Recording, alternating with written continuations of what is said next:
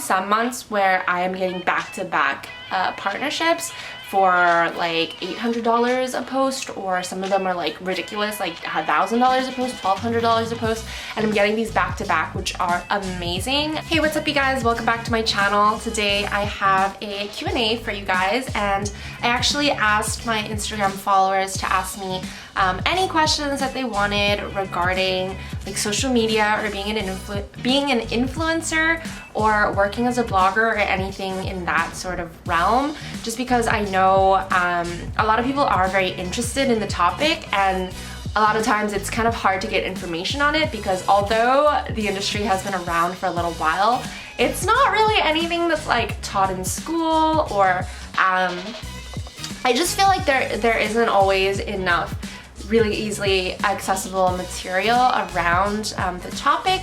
So I wanted to hop on and clear the air and answer some of your guys' most pressing questions regarding being an influencer. So there are quite a lot of questions, so I'm just gonna go ahead and get started. The first question I got is, what is social media? So I think if you look at the term social media and break it down, it really is quite self-explanatory. It is a new form of media, or a media outlet. So a traditional media outlet would be like the newspaper, or watching the news, or hearing the news on the radio. Those are kind of more traditional forms of media. Social media, however, adds in the aspect of kind of more than just a one-sided information base, if that makes sense. It adds kind of this two-way conversation, or even three-way or even four-way conversation aspect to it. So there is a big social aspect to it. So ultimately that makes it this platform that brings you information, it brings you news, it brings you gossip, it brings you everything, like celebrity news, regular news, product information, brand information, a lot. It shares a lot, and it does it in such a way that it allows brands to connect with their customers, but also influencers to connect with our followers. So yeah, that's what social media is to me. Sorry if the light keeps changing, by the way. I'm sitting in front of a window just to try to get as much natural lighting as I can, but it is not cooperating with me today. So yeah, the lighting is gonna change quite a bit in this video. Another girl asked, how do you get brands to notice you and work with you? So I have never been very proactive on kind of acquiring brand partnerships. I've always been kind of just pretty passive about it. I always just kind of wait till brands do reach out to me, and then I go from there. Lately though, I have been trying to be more proactive and trying to pitch brands that I want to work for or work with, just because I really want to take this year and see if I can actually build a business from my social media, but also just because I am sick of waiting around and I want to reach out and see if there is any opportunity, if there is any interest for the brands that I really love to work with me. But I think a great way is, of course, engaging with them on their social media. So if there is a specific brand that you really love, I would obviously follow them on all of their platforms, tweet them, like their photos, comment on their photos, share their photos. If it's like a clothing brand, for example, you want to always be sharing products of theirs already. I think that's a great way to get a brand to notice you. So if you are, let's say if you want to work with like PacSun, for example, hopefully you already own some of PacSun's clothes and you want to post outfit photos, outfit stories, and tag them and at them and use their hashtags and just kind of really try to put yourself in front of their eyes, because there are so many influencers nowadays that it's gonna be hard for them to organically discover you. And if they do, great, but it doesn't hurt to kind of put yourself out there and just making sure that they are seeing your content. I'm like sitting on my legs right now and they're going numb. So just ignore me while I like shift around and try to organize my life. Somebody else asked, what is your job?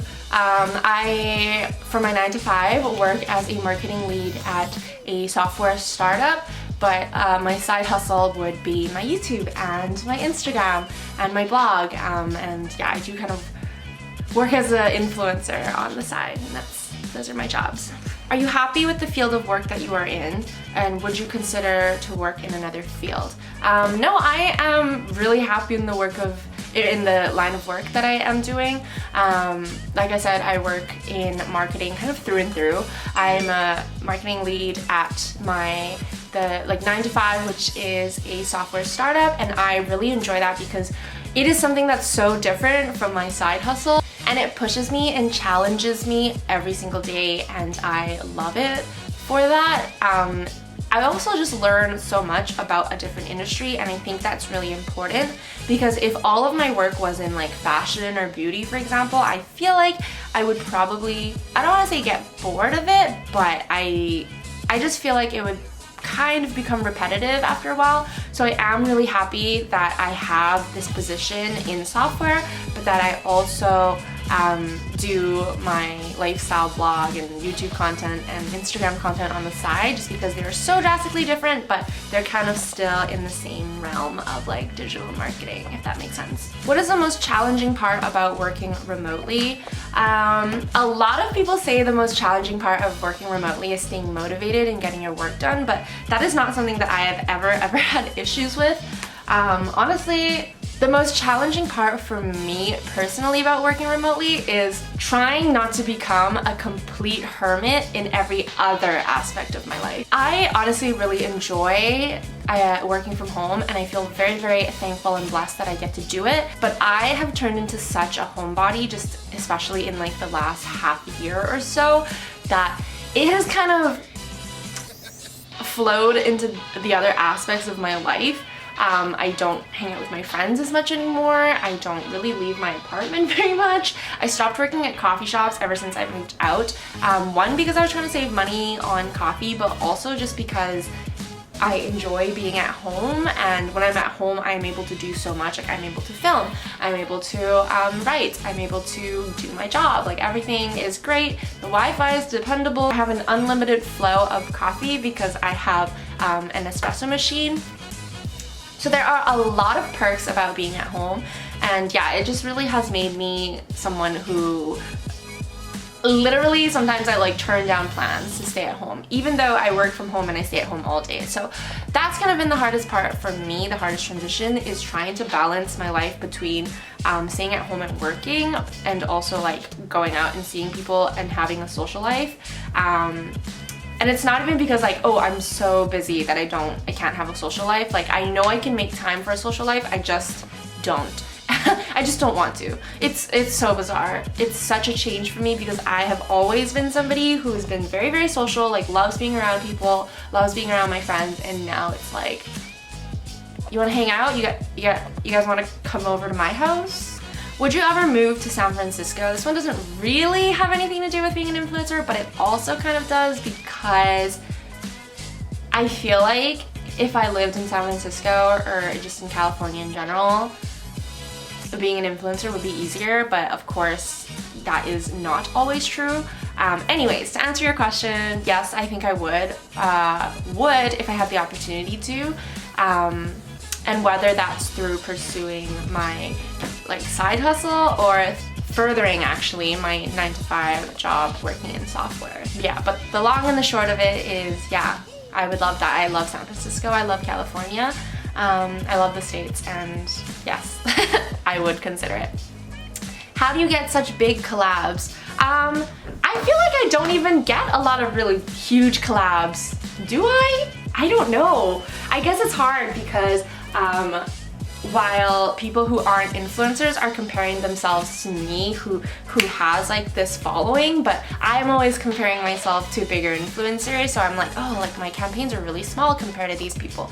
But I don't know, like I said, like I've always been very passive about working with brands. It's always been kind of waiting around and waiting for brands to reach out to me. So I think a lot of it also has to do with maybe like my friends, the people that I'm friends with, because like obviously one of my best friends, Bernice, is also an influencer, and sometimes when brands discover your friends, they're also able to discover you. So I think that helps Also go to all the PR events, talk to people. I feel like that helps. I'm the worst at that, so I shouldn't be giving that piece of advice, but it does help a lot. Oh, and then if you do get reached out to by like an agency, for example, who's working with a brand, build a good relationship with that agency, because most likely they are gonna wanna reach out to you again if they enjoyed working with you, and they're going to kind of keep you on their roster. So a lot of the times,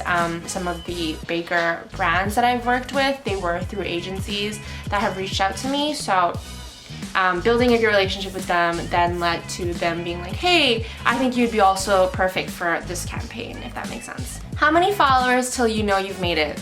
I have no fucking idea, honestly. I don't think I've made it at all. I have, what, 30,000 followers on Instagram? I don't think that's big at all. So I don't think I've made it. Maybe like 100,000. I feel like that's a big milestone. I feel like when I reach 100,000, I'm still not gonna feel like I made it. I don't think you should base whether you've made it or not on such vanity metrics, and more so base it on maybe your income or how much you love what you're doing. I think that those are better metrics for feeling like you've made it, you know? Even if I had 100,000 followers or 1 million followers or whatever, and I'm not doing anything with that, and I'm not, you know, building a business out of that, or I'm not, you know, working with the brands that I love, I'm not gonna feel like I've made it. So yeah, I think that was like kind of a roundabout answer. But how much money do you make? Okay, this one's like usually kind of a sensitive topic, because I feel like not a lot of people like to talk about their income, but I've always been really open in sharing all of my life with you guys. And for those of you who are genuinely interested in learning about being an influencer, like, I feel like this is such an important piece of information. But I honestly don't make that much money from influencing. Oh god, I hate that. I honestly don't make that much money from blogging or being an influencer. The majority of my income still comes from my 9 to 5, and I support myself with my 9 to 5. That's why I still have my 9 to 5, other than the fact that I do actually really enjoy it. But from my 9 to 5, I make, what do I make? I think I make $55,000 a year pre-taxes. Yeah, I make $55K a year pre-taxes. It's like a pretty standard entry level, like beginning stages marketing career income. And that's kind of how I support myself, how I feed myself, how I live, how I pay for my car. And then whatever I make blogging is kind of just a nice kind of cherry on top. So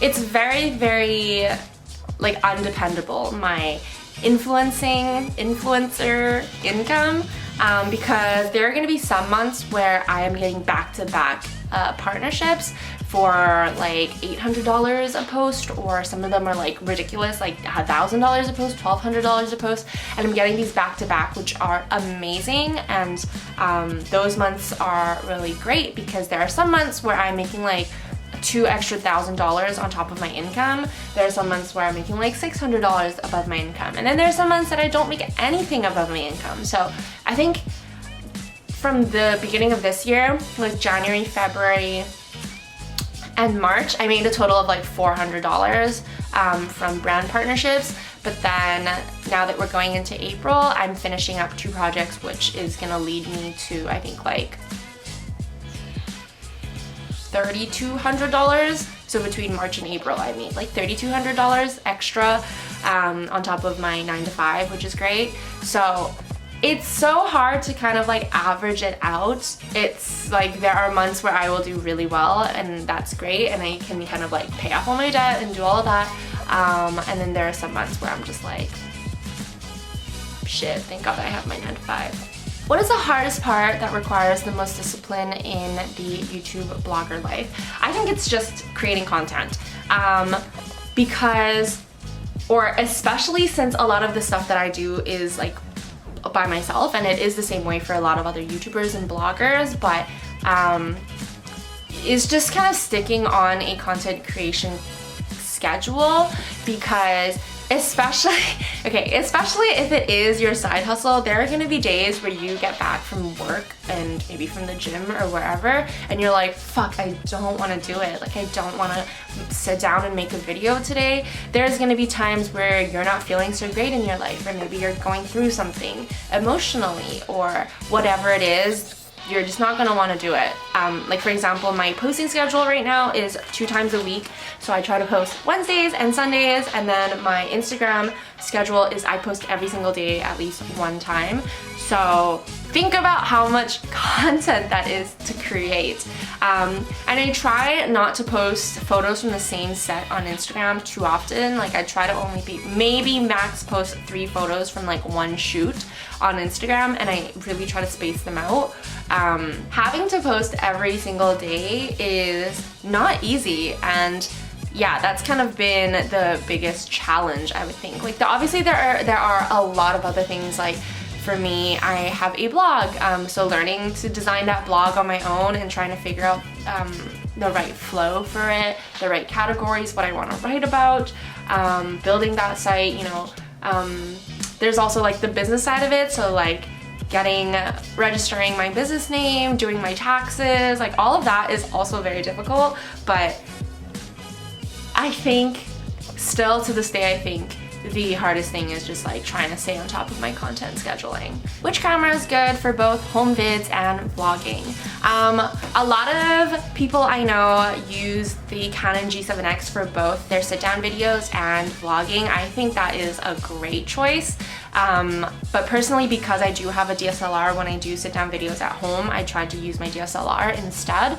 I know Jen M actually used her Canon T3i for vlogging and sit-down videos for a long time, and that is, oh my god, such an amazing camera. Like that is everybody. I think the Canon T3i should be everybody's starting DSLR camera, because it just is so easy to learn to use, and it's just so light and so small and compact, so that's great.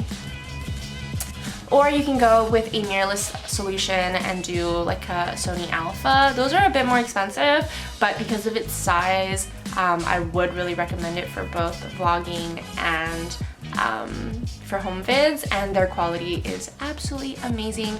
But I have kind of stuck by my roots. I mean, I have a Sony Alpha 6300, but I have gone back and stuck with kind of what I know. Oh my god, it got so dark. I kind of have gone back and stuck with what I know and am back using Canon. So right now I'm filming on my Canon 6D Mark II, and then I also have my Canon G7X Mark II for vlogging. Do you ever get discouraged or feel vulnerable? Vulnerable, I don't think so, because you really have a lot of control of how much of your life you share on the internet. So if you don't want to share that much and don't want to be so vulnerable to your followers, that's totally fine, and you can just kind of share a more shallow version of your life. Whereas I, for example, share a lot about my life with my audience. So that level of vulnerability is something that I accept and I provide. So it's not something that I feel like, ooh, like I feel so vulnerable and then like I'm scared about that. No, because I'm willing to share that much, and I know I'm consciously sharing those things, so it doesn't make me feel particularly vulnerable. Do I ever feel discouraged? I did when I first started. A lot of people discovered me through Instagram first, and kind of didn't really even know about my YouTube channel for a long time, but I actually started my YouTube channel back in like 2013 or 12 or something like that. But when I first started making videos, it was like I was shooting videos with my laptop pretty much and editing it in iMovie, and I definitely felt discouraged like back then, because I was in high school, and high school kids are mean sometimes, and even some of my friends would make fun of me for my videos. So that's kind of why I was so inconsistent with my YouTube for so long, is because I did have this kind of negative feeling towards it, I guess. But nowadays, like, I never feel discouraged about it, and I never let anybody let me feel discouraged about it. Especially now that the industry is so prominent and has become such a well-known thing, I definitely don't feel ever like discouraged or that feel like I'm embarrassed of about what I do, because like everybody knows about it, and a lot of people respect it. So yeah, it's just kind of, it's gotten a lot easier.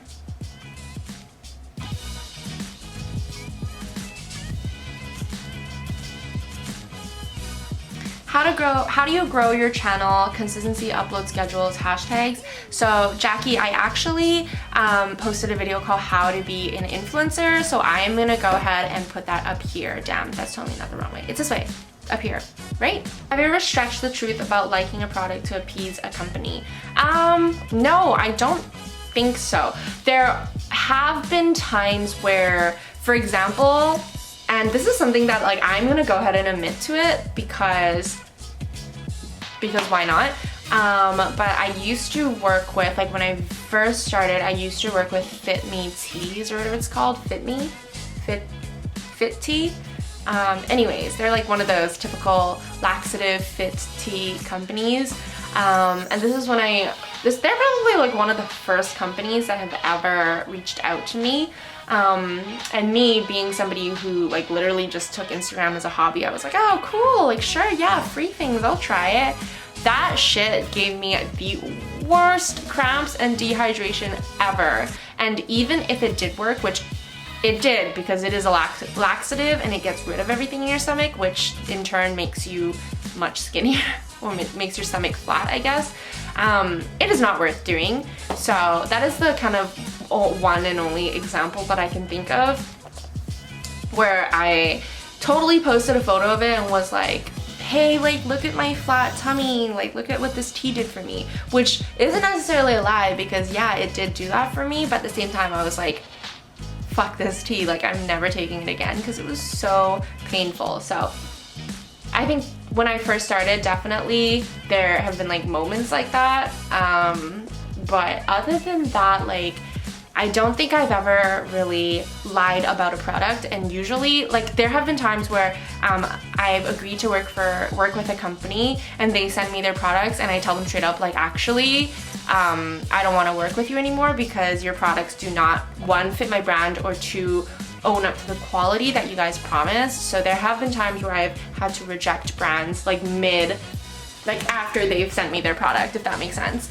And then of course there are tons and tons and tons of partnerships that I turned down just because I'm like, okay, that's not something that I'm interested in at all, and I don't think I'm gonna like that product, so there's no point in starting that partnership. So yeah. How do you set your rate per post? This one's a hard one. This was super hard for me starting off, but it was kind of also easier for me because I had other friends who were influencers, so I was able to ask them. There are actually calculators online that helps you gauge how much that you should be charging based on like your followers, your engagement rate, whatever. But I personally don't have a set formula for it. For example, right now I'm at 30K followers and I charge $500 a post. I know a friend of mine is, I don't want to like say her name because like I have a group of influencer friends, but I don't want to always like be exposing them, especially when it comes to this, but she's like at 40K and she charges I think like six or seven, $800 per post. But then again, there are like influencers that I know that have a much smaller following. They charge $1,000 a post, but because they have a more engaged audience than I do. So take all of that into consideration and kind of do some research on your own and seeing, you know, what the industry standard is, and then basing it off of that, I think is the best way. But there are tons and tons of tools that you can use as well. So do a Google search, I'm sure you'll find something. And then I have a super long question from one of the followers. It says, as an Asian Canadian, what kind of response does your side hustle as an influencer elicit from your family? Most of my hobbies, passions, even the ones I make some money off of, are viewed as afterthoughts or less important than my main career. Does the same sentiment exist in your case, or do you find that your family is equally supportive of your influencer work as they are of your day job? I think I'm very, very lucky because my family is super supportive of my influencer work. If anything, like I think my mom hopes that I can build something out of this influencer work and make money, like enough money to support myself and have it replace my main job, because she sees how happy I am doing it and she sees that it's something that I'm like kind of good at. So my mother is great in the sense that she puts my happiness first. Not all times. There has been times where we fought about her being just like traditional and not accepting of my new age ways, but I think in general she puts my happiness first, and so she sees this as something, she sees my influencer work as something that she's pretty proud of that I do, that's different from like all of her friends' kids. So I've been very blessed and they are very supportive of it. So that is all of the questions that I received from my little Q&A. If you have any other comments regarding being an influencer, being a YouTuber, or whatever, leave them in the comments down below. I would love to keep this discussion open with you guys and continue to kind of give you guys as much insight as I can around the topic.